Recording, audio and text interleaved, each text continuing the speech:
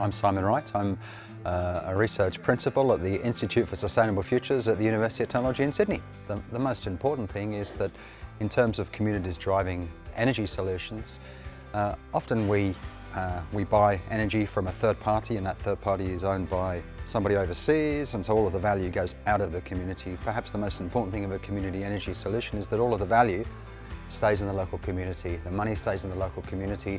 It gets recycled into local businesses and spent locally, and so value is really important for the community.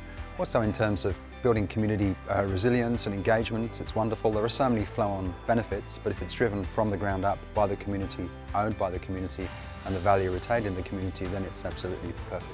My name's Ed Langham. I'm a research director at the Institute for Sustainable Futures at UTS, and I've been leading the business model co-design component of the MyTown Microgrid project for Heyfield. We've been helping to support the Heyfield community to develop a business plan throughout this process, so really trying to translate the technical analysis into what that means for getting their hands dirty and actually delivering projects. So setting up an entity or an institution to actually take the activities forward, understanding what kind of scale of investments and community participation might be required. My name's Scott Dwyer. I'm a research director at the UTS Institute for Sustainable Futures, and I'm the research lead for MyTown Microgrid.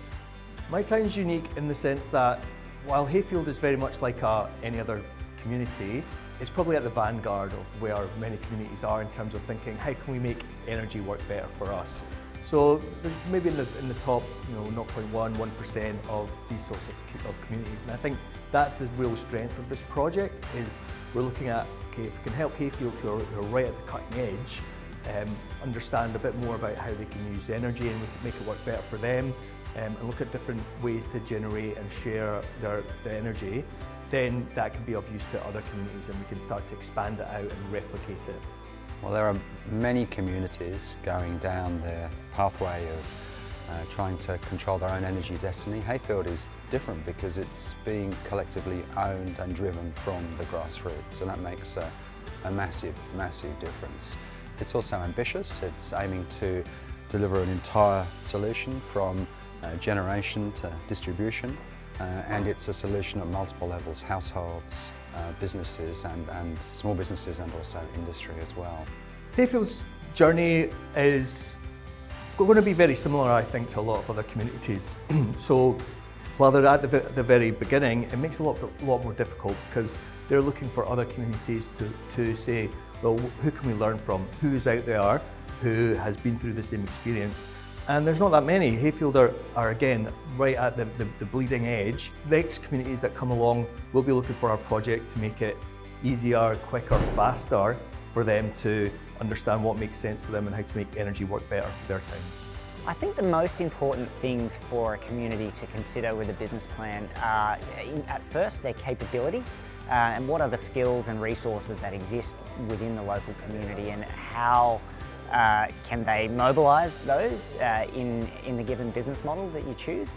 And the other element that we've been taking them through really carefully is their appetite for risk, because there's certain things that communities can and can't do, or do and don't want to do and don't want to expose themselves to. So it's really understanding that balance between capability and risk of what kind of roles they can undertake to be able to achieve the community goals. I mean, collaboration is everything. It's the magic in the mix, really. There's a complexity there, and you need an entire community to buy into this, and to everyone to bring in their own unique situations and expertise. Funding for research projects like MyTown Microgrid is extremely important. Where it comes to trying something that's new, that's not been tested, that takes a lot of time and effort and really trailblazing new approaches, that can't be done with relying on the community to provide that funding and that time. Relying on other research sources and industry can step up. We receive funding from the Commonwealth as part of the Remote and Regional Community Reliability Fund on microgrids. We also receive funding from the Latrobe Valley Authority, who are keen to see the lessons and information and tools that we've developed over the course of the project expand to many of the other communities around the surrounding region.